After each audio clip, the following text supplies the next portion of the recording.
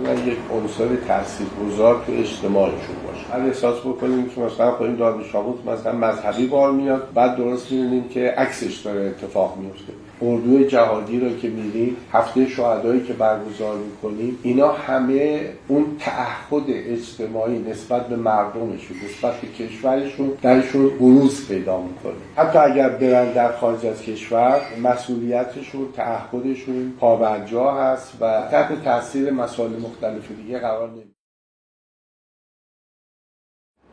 شعار مدرسه زندگی رو دادیم، در واقع این بینش و نگرش حاکم بوده که ما بتونیم توی این مرحله رشد دانش آموزان را به شایستگی هایی برسونیم که پس از فارغ التحصیل شدنشون بتونن یک عنصر تاثیرگذار تو اجتماعشون باشه.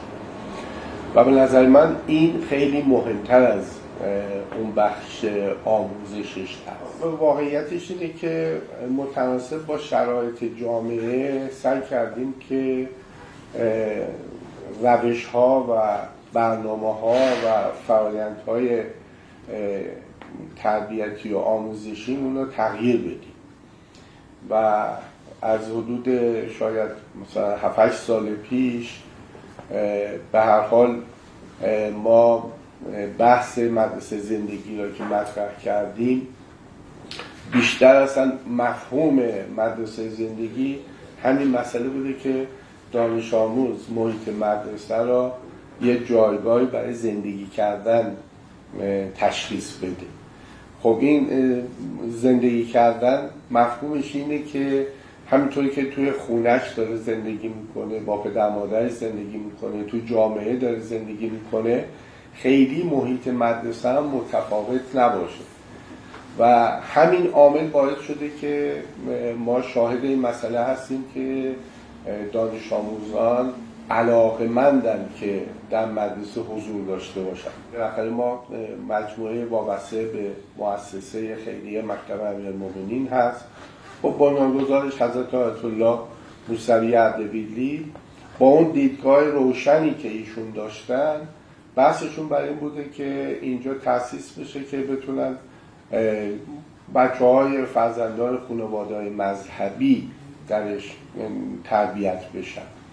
لذا ما شعار مدرسه مفید، مدرسه مذهبی بودن را هنوز هم داریم، اما مهم اینه که نوع نگاهی که به مذهبی بودن داریم اون را درست در نظر بگیریم. ما معتقدیم، ما همیشه یه شعاری را توی مدارس مفید داریم، میگیم ما تربیت متعادل، تربیت جامع و متعادل. مفهوم این تعادل در واقع این هستش که نه اون حالت به اصطلاح روش‌های سنتی که منجر به این میشه که نتیجه عکس گرفته بشه توی روال مذهبی و ما خب امکان داره که یک روش‌هایی را هم که گفتم با اجبار بذاریم، بعد احساس بکنیم که مثلا خب این دانش آموز مثلا مذهبی بار میاد، بعد درست می‌بینیم که عکسش داره اتفاق میفته. همین اتفاقاتی که در داخل خود جامعه هم افتاده و من اینجا باید این اشاره هم داشته باشم. در زمان حیات حضرت آیت الله موسوی اردبیلی دفعه ما همین بحث‌های تربیتی، وضعیت جامعه، اینها را عنوان می‌کردیم. خود ایشون عنوان می‌کردن، می‌گفتن که ما این اجبارهایی را که در جمهوری اسلامی داشتیم نتیجه عکس گرفتیم. سعی نکنید که توی روالهای مذهبی خلاصه با اجبار و دستور و زور بخواید احکام را در واقع جاری بکنید و واقعیتش هم همینه. تجربه خود ما هم نشون میده که همین مسئله است که شما هر چقدر بخواید توی اون جهت برین که کاری را به اجبار به دانش آموز دیکته بکنید، نتیجه عکس داره. بلکه بیشتر باید اون زمینه ها را فراهم بکنیم، محیط را فراهم بکنیم. ما در مدارسمون خب مسائل مذهبی را مطرح میکنیم، اما نوع طرحش، نوع اجراش، اینها با همون بینش و نگرش اینه که دانش آموز آزادی عمل رو داشته باشه. لذا در تصمیم سازی برنامه‌ها، سیاست‌ها، فرایند مشارکت، چه اولیا، چه دانش آموز، چه معلم، همه اینها توی مجموعه ما پررنگ. معمولا مدارس فرض کنید که یه انجمن دارن و انجمن هم بیشتر حالتهای تشریفاتیه، اما در مدارس ما انجمن پررنگه. یعنی علاوه بر این که یک انجمن در سطح مدرسه داریم، ما در هر پایه‌ای هم انجمن داریم که اولیای اون پایه میشینن با مسئولین اون پایه بحث و گفتگو و روالهای مدرسه رو جلو میبرن. حالا با توجه به اینکه بچه‌ها تو هر سنی یه سری خصوصیاتی دارن، این مشارکت خود اولیا توی این مسئله باعث میشه که فهم بهتری رو ما از بچه‌ها داشته باشیم و از اون طرف هم برنامه‌های ما رو اولیا در جریان باشن. چون ما یکی از روالهای تربیتیمون اینه که هماهنگی کامل بین مسئولین مدرسه و اولیا وجود داشته باشه. وقتی که این تعداد این جلسات خیلی زیاد هست و این تعامل شکل میگیره، تقریبا دانش آموز تو محیط خونه و تو محیط مدرسه احساس میکنه که یک حرف زده میشه و یک برنامه داره اجرا میشه. اینها مسائلی هستش که مشارکت خود اولیا باعث شده که ارتباط بهتری هم با مدرسه در واقع برقرار بشه و تعصبی هم نسبت به خود مدرسه درشون ایجاد بشه که در واقع دفاع میکنن از برنامه‌ها و روالهای خود مدرسه. واقعیتش اینطوریه که در اوایلی که خب انقلاب پیروز شد، محیط جامعه ما یک محیط کاملا مذهبی از شاید هم بگیم نوع نسبتا سنتیش هم بود.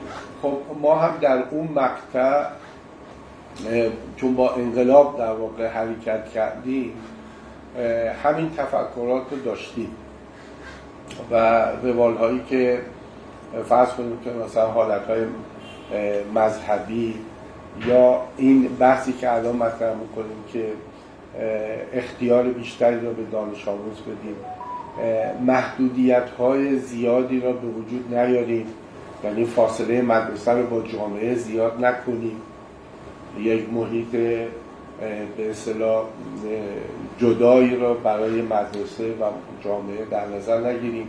خب اون در اوایل ما تا حدود اینا رو داشتیم، تربیت آکواریومی دیگه. بله.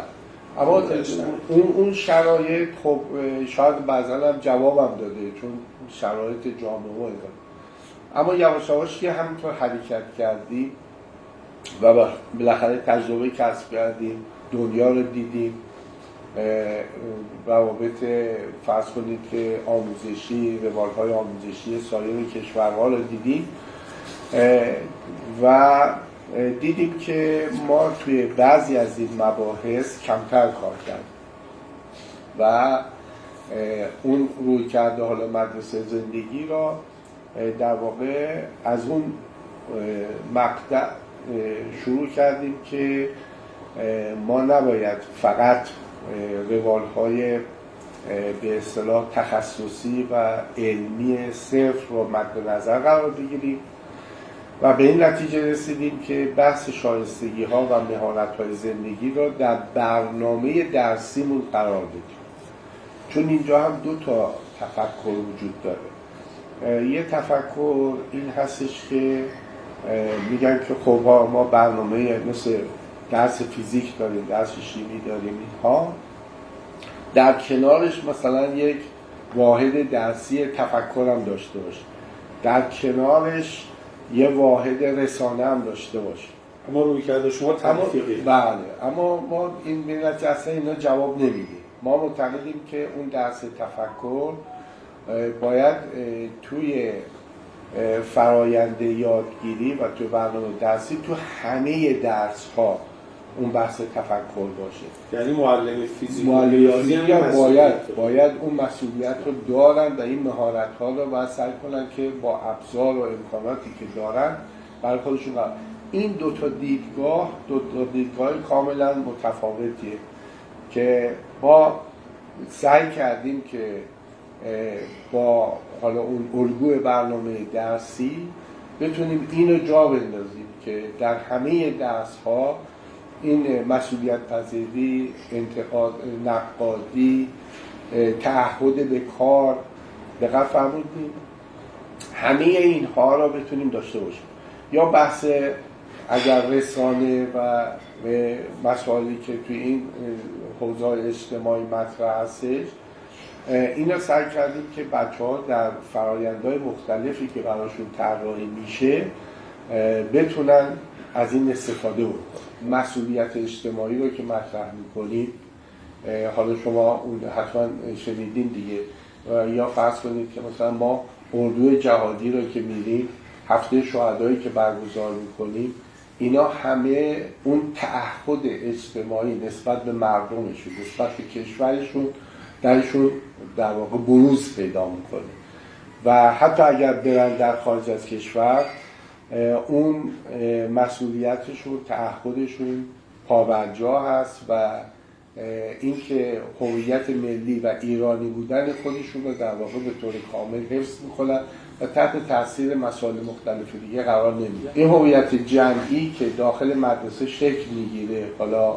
با برنامه‌های مختلف، طوریه که ما بعد از فارغ التحصیلی هم میبینیم که این هویت وجود داره و مثلا الان دوره‌های مختلف فارغ التحصیل‌های مفید بازم کنار هم دیگه جمع میشن، ماهی یک بار، 2 ماه یک بار. بیشتر معلم‌هایی که با بچه‌های ما رفیق بودن، دوست بودن، یادگیریشون کاملتر بوده، اثر بخشیشون خیلی بیشتر بوده و این در واقع هنر معلم هست که همون بر اساس اون که دانش آموز خودش باید یاد بگیره و معلم در واقع تسهیلگر باشه، ما این را داریم در برنامه درسی و روال هامون قرار میدیم و از اون طرف هم بحثی که داریم اینه که سعی کنیم که ضمن این که در داخل کلاس اقتدار خودتون رو داشته باشید، اما محیط کلاس هم یک محیط صمیمی و دوست داشتنی باشه که دانش آموز انگیزه داشته باشه که بیاد داخل کلاس، بشه مدرسه زندگی.